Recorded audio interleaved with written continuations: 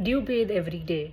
Then this video is for you. So there's a research which has been published which says that people shouldn't bathe every day. There are qualified experts who are saying that bathing once a week works better than bathing every day. If you haven't heard of things like that, you're soon about to hear things like that, because it is estimated that in 2025 AI system consumed an estimated 312 to 765 billion liters of water, which is equal to the global bottled water industry yearly uses. It has been also said that recently what has been happening is because processing data centers have been using so much water, people do not get access to water now because all the water is being channeled into these data centers, which work as a coolant as far as I know. There are people who are speculating that as AI data centers consume more water, these experts will start to tell us that it is better to shower every month than instead of every day, because then that water will be channeled into using this data center. There have been a lot of videos on YouTube which talk about how, especially when Facebook data centers were opened near houses, especially in nearing cities, those cities stopped getting regular water and all the water